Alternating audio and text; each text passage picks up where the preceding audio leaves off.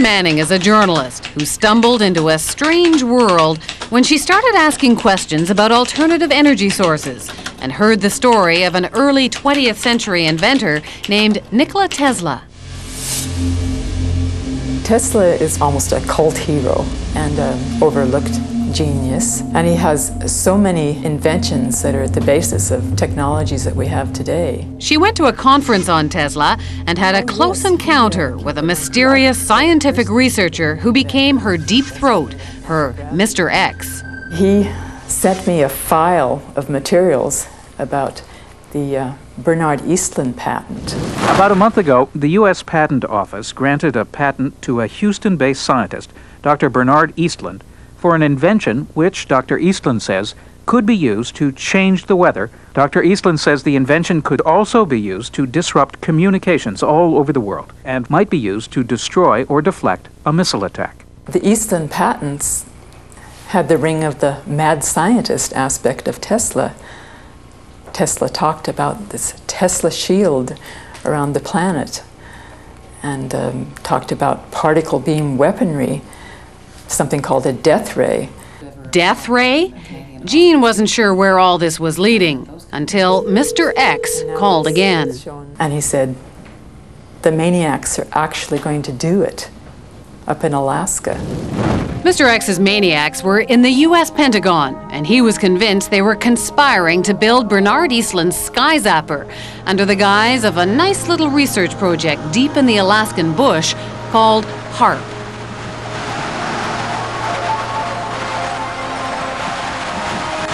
The basic concept is to build a very large antenna, then to utilize a large amount of power and to beam those radio waves up into the upper atmosphere. Have you approached the Pentagon with this invention? Yes, and what I'm not at liberty to tell you is the details of what that interaction has been. The word spread through the Alaskan bush, and soon a band of suspicious Alaskans set out to warn people about what they saw as the U.S. military's secret agenda.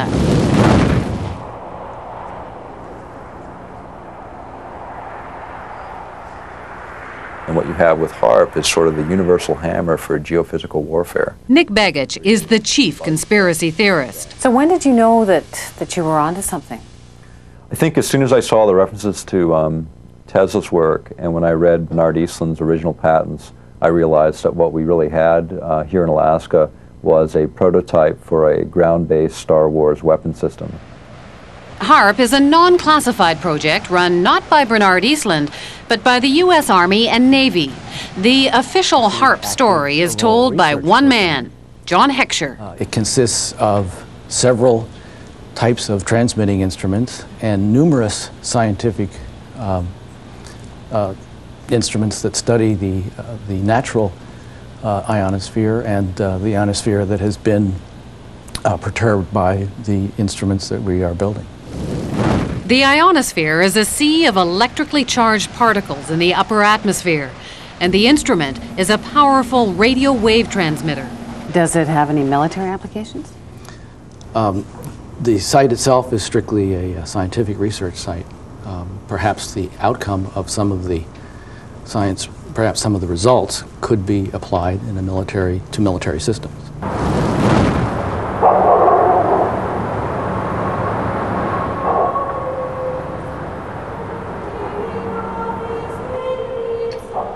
Just a little physics project?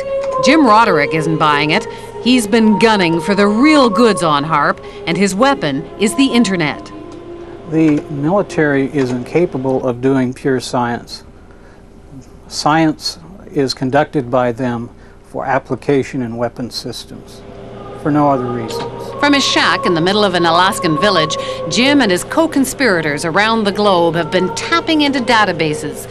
They've dredged up hundreds of long-buried scientific reports and even some internal documents from the military.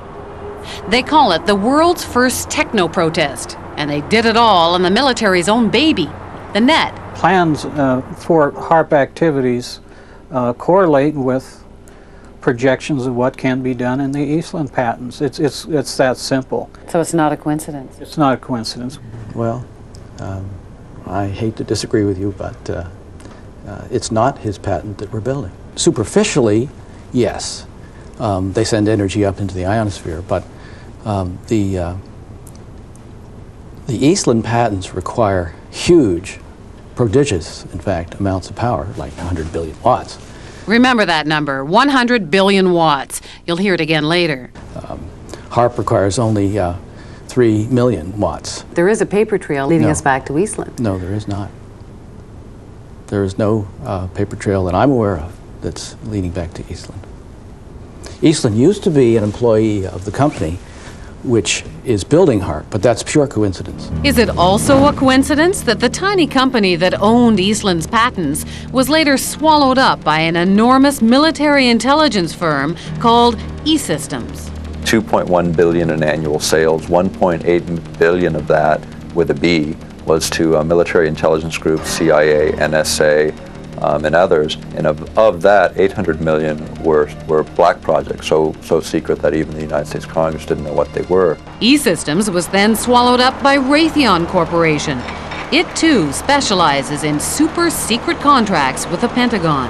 Why would Raytheon be so excited about this? Well, it's a ground-based Star Wars weapon prototype. For them, it represents potentially billions and billions of dollars. So how would you describe this world of E-Systems and Raytheon and HAARP? Dark.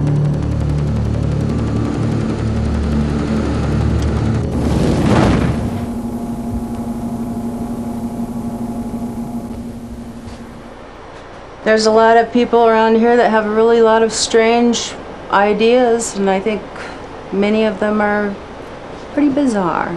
Michelle do you Angbritson know, keeps I mean, the do you HAARP understand? computers from freezing up in between visits from the military scientists. Do you know, I mean, do you understand what they're doing here when the scientists come in? You mean when the scientists come in and shoot the beams up? Yeah, they're shooting the beams up, and I think that heats a little small space in the ionosphere, and then you've got guys that are sitting on computers, and you've got people putting up weather poles that measure weather and everything like that. I mean, there's something spooky going on here. There have been claims made by some scientists that that you could heat up the ionosphere and affect local weather. If you were to do Eastlund patents, I have no doubt that's the case. Claims are being made that it could disrupt global communications. Global? Yes, No. that it could shut down another country's communication system and enhance your own. Not HAARP. Not HAARP in As it is Alaska. now. No. But you couldn't disable any systems? Those that use, if the systems used a path which was accessible to the HAARP beam, yes. Starting to sound like Eastlund's invention to you? Well, remember, John Heckscher says HAARP has nowhere near the power levels Eastlund talked about. It seems like this entire thing has been a matter of disinformation. Eric Nashlin understands the military. He spent 15 years in the service as a radio engineer. He knows deception. It came to our attention that there was a document, a technical memorandum, I think it was 195 or something like that. And reading right in the front of it, they said that, bottom line, although this is here, it does not constitute publication. It doesn't exist. It basically doesn't exist, so it was kind of like, wow, here's the document that doesn't exist. We're talking several hundred pages of document that, you know, doesn't exist on a project that is completely unclassified and open to the public. We got it through friendly folks in the right spots, but it really lays out, these are notes from a conference that really break down where they were going to use this technology and how this technology was going to be applied. Remember the 100 billion watts debate? Well, for Nick Begich, this document was pay dirt. And in the document that we uncovered, the actual desired level of these researchers is 100 billion watts, and there we're talking something closer to the order of what Bernard Eastlund envisioned. You must be familiar with Technical Memorandum 195, which talks about a desired level of 100 billion watts. Which memorandum? Technical Memorandum 195. I'm not familiar with that number. Well, it's about 600 pages. And I mean, you may not acknowledge it because it hasn't been published, but it exists. I've seen it. I don't know what Technical Memorandum 195 is, because I haven't seen it. This is a published document. It's non-released. And it's the word games that John Heckscher plays and the word games the United States military plays, and it's the word games they continue to play, and those are the things that need to end. Zap incoming missiles, disrupt global communications, and engineer the weather. And ready? There's one more. Some people believe the technology being tested here could be used for sinister projects involving humans. Radio waves messing around with people's brain waves. And guess what? The military denies this one, too.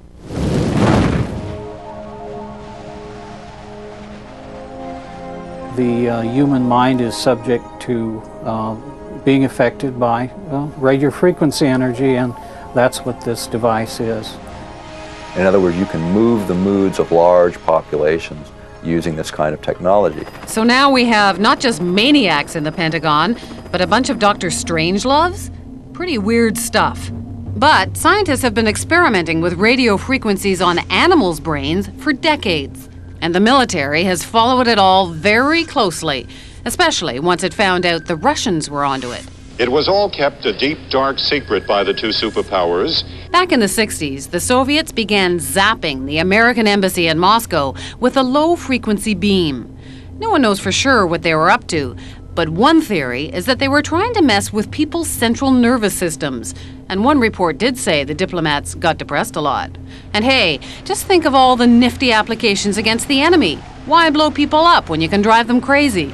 From documents dating back into the early 80s, we see that the military had discussed the possibilities of mind control through radio frequency energy. The possibility is there. The military has studied it. A 1982 Air Force report called radio frequency energy a major new research initiative and said that RF can, quote, disrupt normal purposeful behavior. A 1987 military report called for more research on RF energy as a non-lethal weapon, while pointing out that most of the existing technology is classified. And sure enough, in 1993, there was a big conference at Johns Hopkins University. Here, the entire conference was classified. But the agenda wasn't, and weapons using extremely low radio frequencies, or ELFs, were listed as a very attractive option. Is it just a coincidence that there's been all of this talk and that HAARP will be experimenting with this? Is that all just coincidence? I believe the ability of ELF to affect the mind is a side issue for us. It may be real. I can't say. It's been exceedingly difficult to find information on what is supposed to be a major new initiative of the military. All we see is HAARP. Well, then I'm being kept in the dark, if that's the case. The question is, could they, would they? And we believe they can, and we believe they will. Somewhere, at some point, all of this technology merges at some level within the Pentagon, and it happens to be in Alaska, and it happens to be now. It isn't just conspiracy theorists who are concerned about HAARP. In January of 1999, the European Union called the project of global concern and passed a resolution calling for more information on its health and environmental risks. Despite those concerns, officials at HAARP insist the project is nothing more sinister than a radio science research facility.